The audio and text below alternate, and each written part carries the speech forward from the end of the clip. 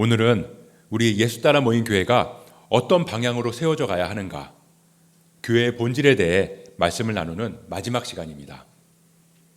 예배, 기도, 말씀, 모이는 교회, 그리고 오늘은 마지막으로 흩어지는 교회에 대해서 숨길 수 없는 빛이라는 제목으로 말씀을 나누겠습니다. 흩어지는 교회가 뭘까요? 우리는 교회가 건물이 아니라는 것을 잘 알고 있습니다. 에클레시아, 우리가 교회죠. 우리 한 사람 한 사람이 교회입니다. 그리고 교회된 우리가 한데 모여서 함께 예배하고 기도하고 찬양하고, 자, 그렇게 교회들이 모여서 예배했습니다. 이제 예배를 마치면 우리는 어떻게 해야 할까요? 여기 모여서 예배했으니까 교회된 우리가 이제 다 여기 모여서 살아가면 되겠죠? 아닙니다.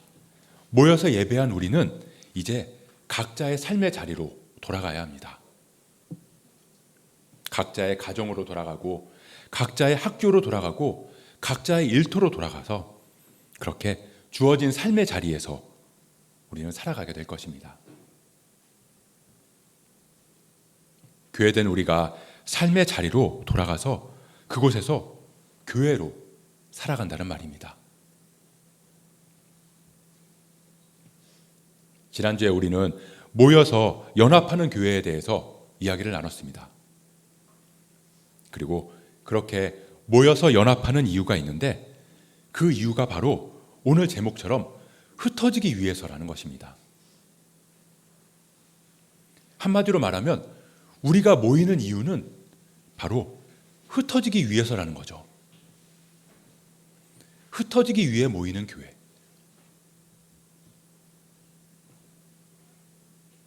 흩어진 교회가 무엇일까요? 오늘 우리가 함께 읽은 본문은 흩어지는 교회가 무엇인지에 대해 예수님께서 가장 확실하게 가르쳐 주시는 본문이라고 생각합니다.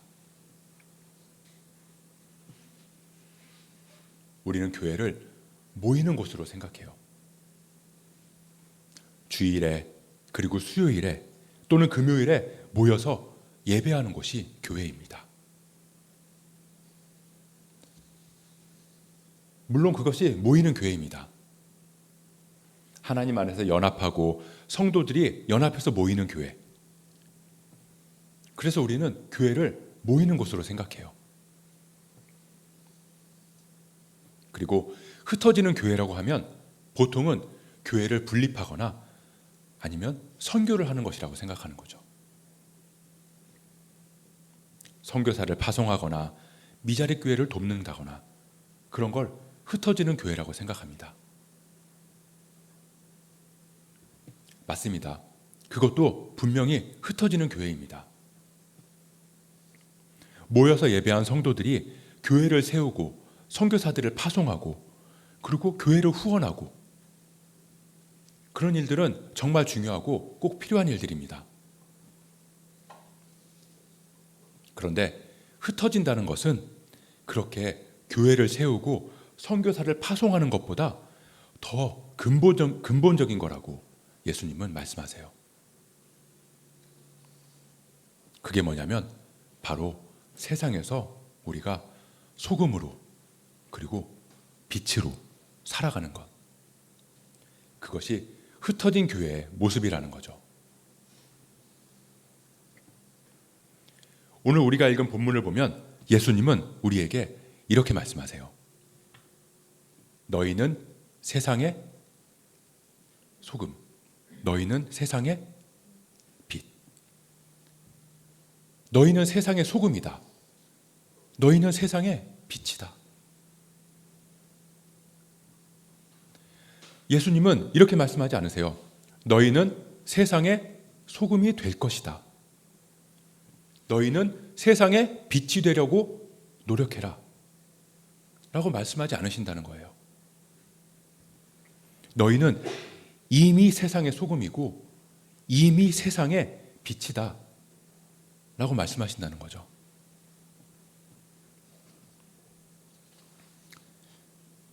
저는 우리 아이들이 태어났을 때 그 순간을 잊을 수가 없습니다. 아이 이름을 짓고 아이들 위해서 옷을 준비하고 이것저것 아이를 위한 준비를 하잖아요. 병원에 가서 초음파도 보고 막 아이가 태어나기를 기다리죠. 그리고 아이가 태어났습니다. 이제 그 아이는, 저는 그 아이의 아빠가 되겠죠. 더 정확히 말하면 아이가 생긴 그 순간부터 저는 아빠가 되는 거예요. 아이들이 저를 아빠라고 부르는 순간부터 제가 아빠가 되는 게 아니고요. 아이들이 저를 아빠라고 부를 수 있어야지만 저의 아이들이 되는 게 아니라고요. 태어나는 순간부터 저는 그 아이들의 아빠고요. 아이들은 저의 아이들이 되는 거죠. 우리가 예수님을 구세주로 믿고 하나님이 우리의 아버지이심을 고백하는 그 하나님의 자녀라면 우리의 정체성은 이미 결정된 거예요. 우리는 이미 소금이고 이미 빛입니다. 누가 뭐래도 이미 소금이고 이미 빛이에요.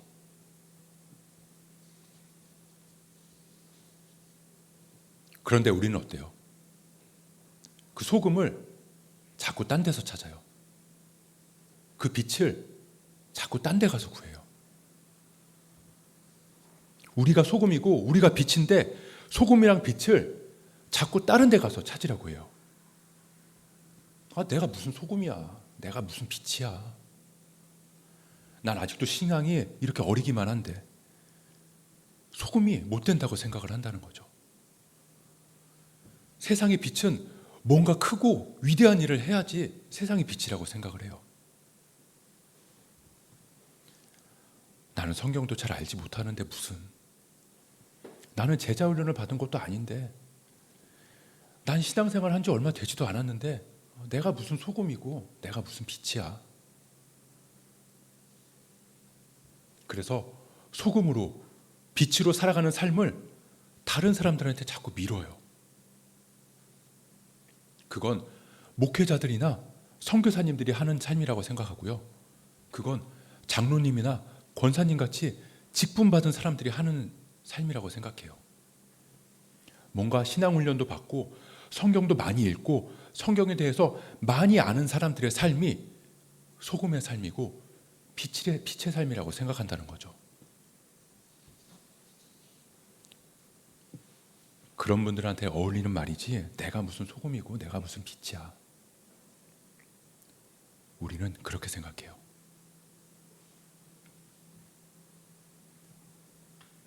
영접하는 자, 곧 그 이름을 믿는 자들에게는 하나님의 자녀가 되는 권세를 주셨으니. 성경 통독 10번 한 자들에게는, 신학 공부한 사람들에게는, 집사 이상의 직분을 받은 사람들에게는, 제자훈련 받은 사람들에게는 하나님의 자녀를 되는 권세를 주셨으니가 아니라 영접하는 자, 곧 그 이름을 믿는 자들에게는 그 순간부터 이미 하나님의 자녀가 되는 권세를 주신다는 겁니다. 아이들이 태어나는 순간부터 아이들이 아빠의 아들, 딸이 되는 것처럼 우리가 그리스도인이 된 순간부터 우리는 하나님의 자녀고요. 우리는 세상의 소금이고 세상의 빛이라고요. 저와 여러분은 이미 소금이고 이미 빛이에요.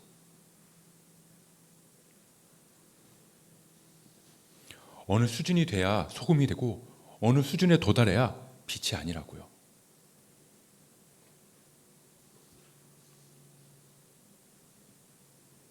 우리가 소금이고 빛이고 그렇게 삶을 살아가야 하는데 우리는 모이는 교회, 우리가 이렇게 교회에서 모여서 짠맛을 내고 빛을 내고 너무나 좋은데 우리가 삶으로 흩어지기만 하면 소금이 짠맛을 내지 않고 빛을 비추려고 하지 않는다는 거예요.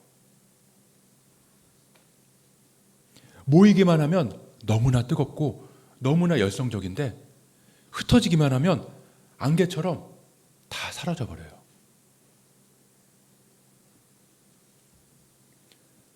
오늘 말씀을 통해서 예수님께서는 내가 소금으로서의 역할, 빛으로서의 역할에 대한 직무유기에 대해서 우리에게 일깨워 주시고 있습니다. 오늘 본문 13절입니다. 너희는 세상의 소금이니 소금이 만일 그 맛을 잃으면 무엇으로 짜게 하리요? 후에는 아무 쓸데없어 다만 밖에 버려져 사람에게 밟힐 뿐이니라.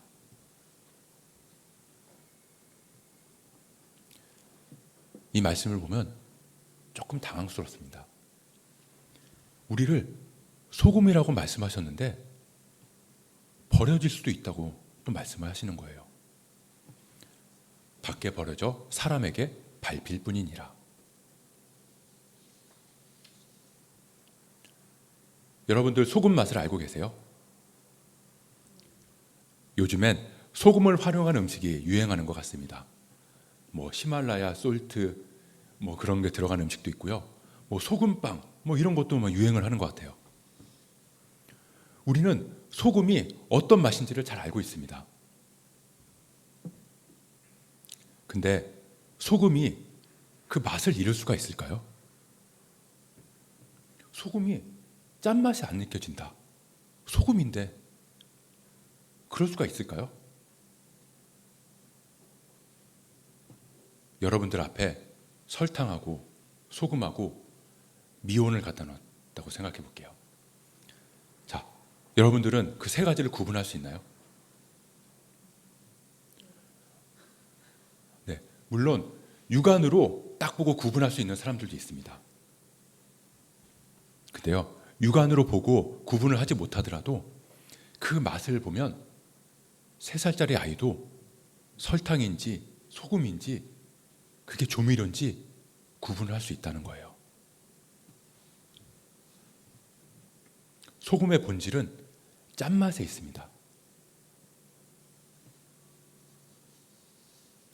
소금이 짠맛을 잃는다는 건 상상하기 어려워요.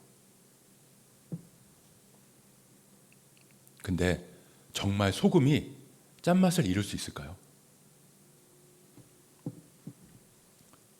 얼마 전에 저희 집에 손님들이 왔습니다. 그때 아내가 바질 페스토라는 음식을 했어요. 근데 맛을 보다가 소금을 조금 넣어야 되는데 잘못해서 좀 많이 넣었어요. 먹어봤는데 짜요. 어떡할까요? 막 이런저런 방법을 생각해 보더라고요. 검색도 해보고. 그러다가 결국 선택한 방법. 파스타랑 토마토를 더 넣었어요. 그렇게 이것저것 더 넣으니까 짠맛이 많이 사라졌어요. 짠맛이 중화되었어요.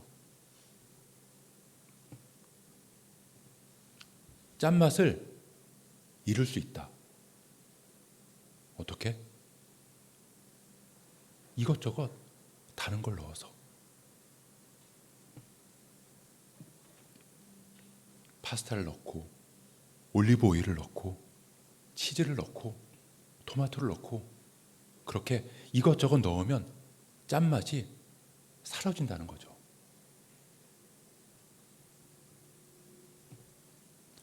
실제로 이스라엘 지역에서 소금은 사해에서 나온다고 합니다. 그런데 그 사해에서 나오는 소금을 보면 소금기가 많은 호수물이 말라서 축적된 그 결정체가 바위에 붙거나 또는 그 지층을 이룬다고 해요. 그래서 그걸 채취하는 거죠. 근데 그 중에서 짠 성분이 비에 쓸려가거나 햇빛을 많이 받아서 그렇게 불순물만 남은 상태가 되기도 한다고 해요. 그건 겉으로 보기에는 소금 결정체랑 똑같이 보여요. 근데 맛을 보면 짜지 않다는 거죠. 그냥 불순물이 많이 섞인 소금이에요. 그래서 그렇게 짠맛이 없는 소금은 사람들이 길에 버리거나 아니면 건물을 지을 때 진흙을 만들 때 그 안에 섞는다고 해요.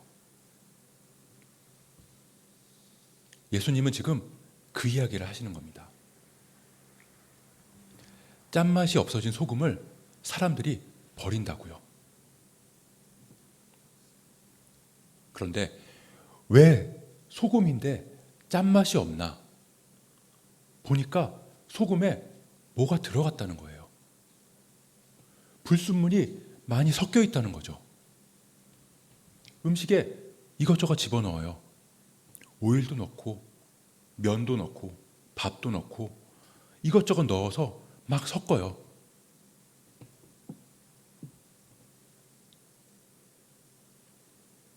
우리의 삶에 이것저것 넣어요. 학교에서 이것저것 넣고요. 회사에서 이것저것 넣어요. 우리는 소금인데 우리는 짠맛을 내야 되는데 그렇게 소금 결정체 같은 우리의 믿음에 우리의 신앙에 세상은 이것저것 넣는다는 거예요. 처세를 넣고 합리적인 이성을 넣고 융통성을 넣고 세상의 가치관을 넣고 남들도 다 그래 라는 세상 사람들처럼 이것저것 우리의 믿음에 다 집어넣어요. 그리고 막 섞어요. 예전에는 정말 짰거든요. 소금 결정체처럼 짰다고요. 근데 이제 짠맛이 안 느껴져요. 예전엔 그렇게 짰는데 지금은 짠맛이 하나도 안 느껴진다고요. 이것저것 다 들어가서 짠맛이 아예 느껴지지 않는다고요.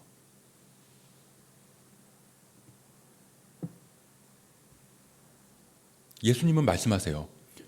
교회에 모여있을 때는 짠맛을 내는 소금처럼 보이는데 흩어져서는 짠맛이 어딨냐는 거예요.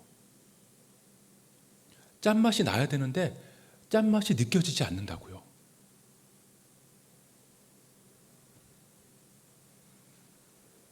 빛도 마찬가지입니다.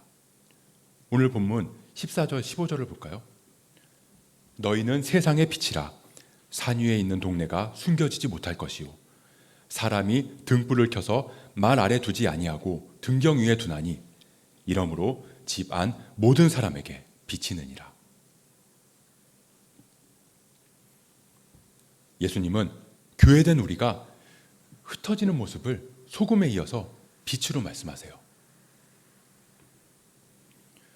등불을 켜서 그릇으로 덮어두지 않고 등경대 위에 두는 거래요.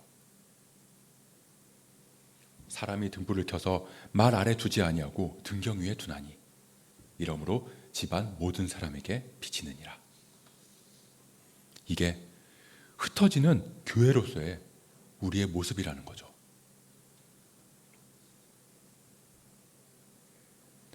바다에 보면 등대가 있어요. 등대는 밝은 빛을 어두운 바다에 계속 비추잖아요. 뭐 특정한 무언가를 비추기 위해서 비추는 게 아니에요. 그냥 바다를 비춰요. 어두워지면 그냥 밝은 빛을 바다를 향해 비춰요. 그런데 바다 한가운데서 길을 잃은 배가 그 빛을 봐요. 그리고 그 불빛이 비추는 곳으로 향하죠. 아무것도 보이지 않는 깜깜하고 막막한 곳에서 길을 잃은 사람들에게 한 줄기의 빛은 생명이에요.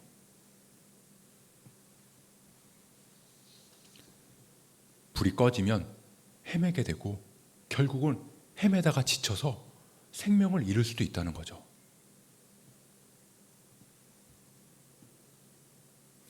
만약에 빛이 그릇 속에 감춰져 있어서 보이지 않는 곳에 있다면 어떻게 될까요?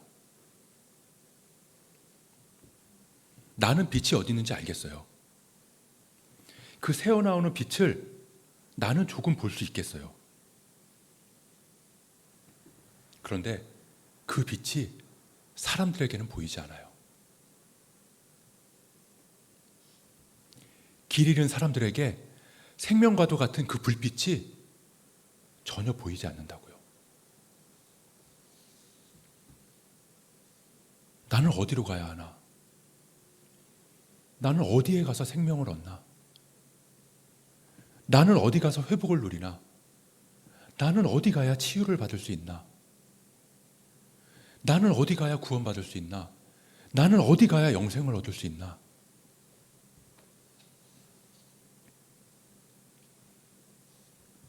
배 타고 비행기 타고 그렇게 나가는 것도 흩어지는 거죠. 교회를 세우고 작은 교회 가서 돕는 것도 흩어지는 거예요. 너무나 중요한 흩어지는 모습이죠. 그렇지만 그보다 더 중요한 것, 내가 있는 곳, 나를 부르신 그곳에서 소금으로 짠맛을 내고 빛으로 밝은 빛을 비추는 것. 예수님은 오늘 말씀을 통해서 그것이 우리가 흩어지는 교회로 살아가는 모습이라고 말씀하세요.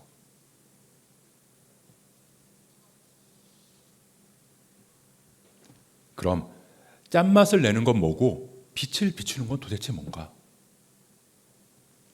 세상에서 짠맛을 내야 되는 건 알겠어요.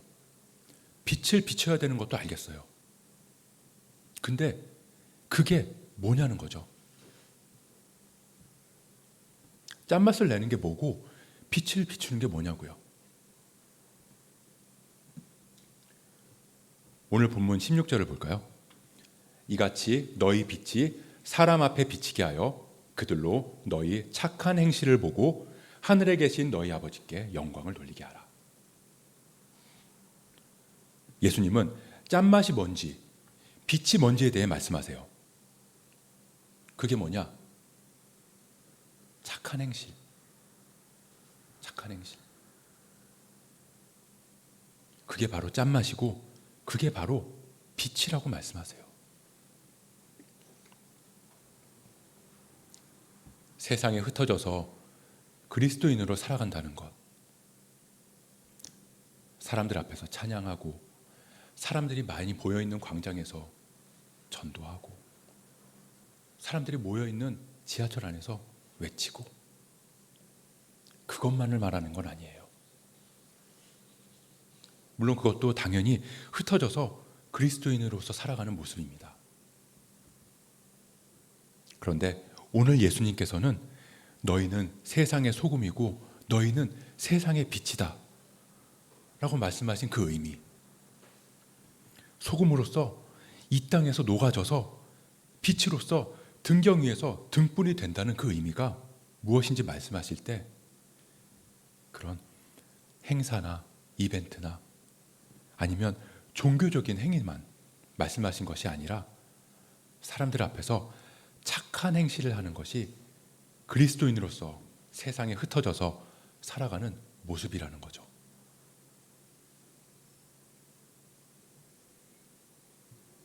그게 교회다. 그게 교회로서 세상에서 살아가는 가장 기본적인 모습이다.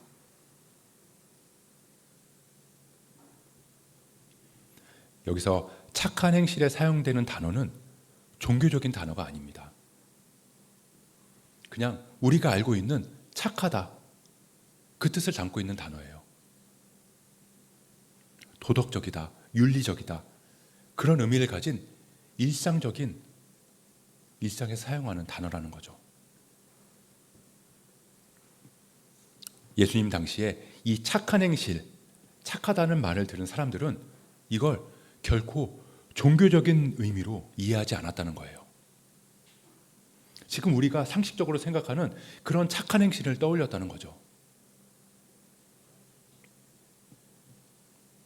이 말씀을 유진 피터스는 메시지에서 이렇게 묵상하고 있습니다. 너희에게 오는 손님을 기쁘게 맞아들여라. 후하게 베풀며 살아라.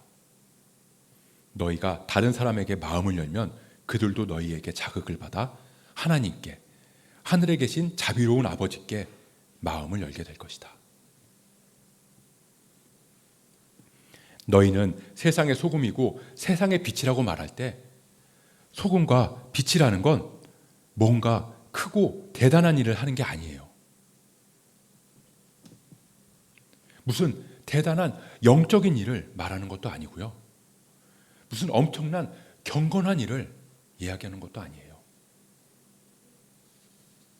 그저 그리스도인으로서의 마땅한 의무, 마땅히 지켜야 할 도리, 하나님 앞에서, 사람들 앞에서 우리가 살아가야 하는 정직하고 착한 삶의 모습. 넘어진 사람 일으켜주고, 아픈 사람 위로해주고, 힘들고 지친 사람 보듬어주고, 가만히 있으면 호구가 된다는 생각으로 음식점이나 쇼핑몰에서 큰 소리 치고 싶은 마음 참고, 버스나 지하철에서 어른들에게 자리 양보하고, 내 차 앞에 끼어든 차 막 보복하고 싶은 마음이 막 있는데 먼저 양보해주고, 사람들 실수해도 이해해주고 용서해주고, 그런 넓은 마음, 고맙습니다, 미안합니다, 사랑합니다 먼저 이야기할 수 있는 그런 넓은 마음, 그게 착한 행실이에요. 거기서부터 그리스도인의 삶이 시작된다는 거죠. 말 한마디 어떻게 하느냐, 표정 하나 어떻게 짓느냐. 오늘 주님이 저와 여러분에게 요구하시는 그리스도인의 삶, 세상에 흩어져 살아가는 교회된 우리에게 요구하는 모습은 엄청난 종교적인 모습, 길거리에 나가서 예수 천당 외치는 그런 게 아니라 집안 모든 사람에게 비친다고 말씀하신 것처럼 남편에게, 아내에게, 부모님에게, 자녀에게 이런저런 관계 안에서 하나님 앞에서 그렇게 하나님 앞에 서는 것처럼 사람들 앞에서 마땅한 모습으로 서는 것. 교회된 우리의 그런 착한 행실을 보고 사람들이 하나님께 영광을 돌리게 하라.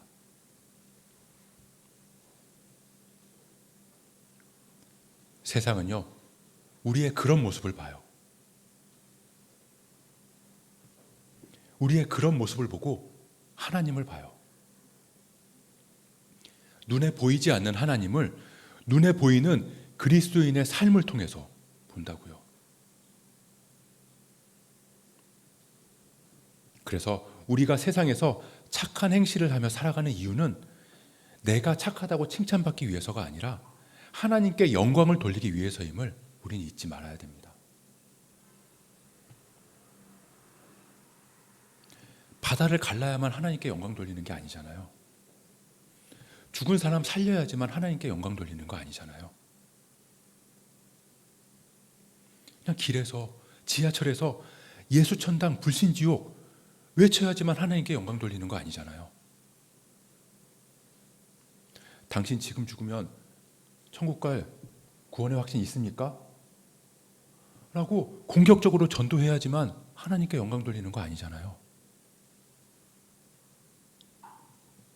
그냥 예수님이 우리를 소금으로, 빛으로 부르시고 어떻게 세상에 흩어져 살아가야 하는지를 말씀하시는 것은 지극히 작은 것이지만 형제를 배려하고 따뜻하게 감싸주고 안아주고 인격적으로 대할 때 그런 모습을 통해서 주님의 향기가 전해지고, 교회된 우리의 그런 착한 행실을 통해서 하나님의 나라가 누룩같이 퍼져서 우리의 가정에, 학교에, 일터에, 그렇게 우리의 삶의 자리에 하나님의 나라가 확장되어지는 그런 역사가 우리를 통해서 일어나기를 바라신다는 거예요.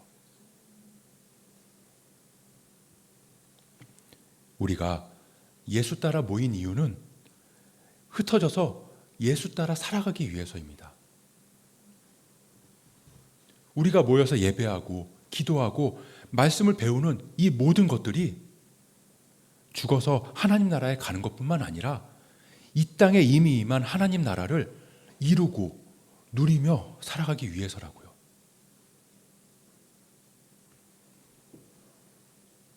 그렇게 우리가 하나님의 자녀로서 구원받은 자로서 합당한 삶을 살아가기를 소원합니다. 교회된 우리가 가는 곳마다 소금이 되고 밝은 빛을 비춰서 세상이 우리의 교회에서의 뿐만 아니라 세상에서의 모습을 통해서도 하나님을 바라보고 하나님께 영광 돌릴 수 있게 되길 그렇게 주님의 이름으로 축복합니다.